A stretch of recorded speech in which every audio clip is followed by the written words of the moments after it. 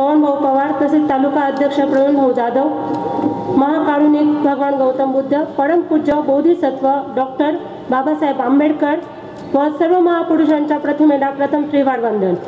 येथे जमले या कार्यक्रमाचे आयोजक तसेच येथे जमलेल्या सर्व भीम सैनिकांना माझा मानाचा जय भीम।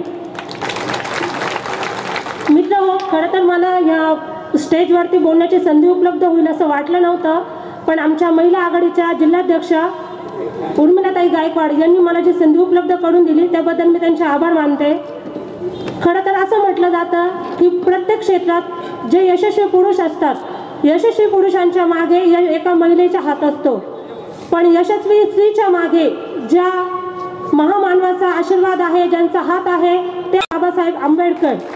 डॉक्टर बाबासाहेब आंबेडकरांच्या पुण्यामुळेच आज आम्ही महिला आघाडीमध्ये इथे उपलब्ध आहोत, इथे तुमच्या सेवेसाठी आहोत।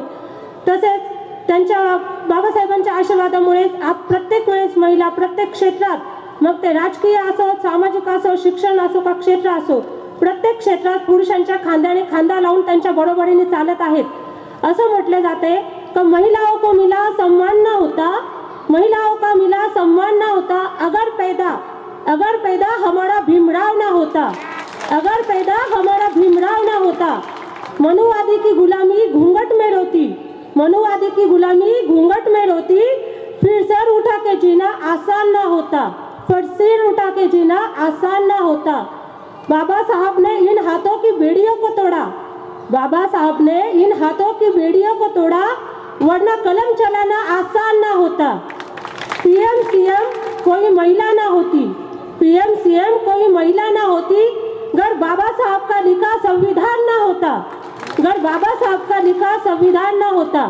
भीम सैनिकांनो, आता सर्वांना कळून चुकलंय की भारत बहुजन महासंघ हा सर्वांच्या न्याय हक्कासाठी आहे, हीच आपल्या म्हातारपणाची काठी आहे। मला पूर्ण विश्वास आहे एक महासूर्याचा प्रकाश आहे, आपल्या बाबासाहेबांचे रक्त आहेत। मला बाळासाहेबांना फक्त एकच विनंती आहे की बाळासाहेब तुम्ही फक्त आदेश द्या, आता सर्व समाज तुमच्या पाठीशी आहे। शेवटी जाताना मी एकच सांगते की भारतात 1760 नेते आहेत, भारतात 1760 नेते आहेत, पण RSS ला भिडणारा एकटाच माझ्या भीमाचा वाघ आहे।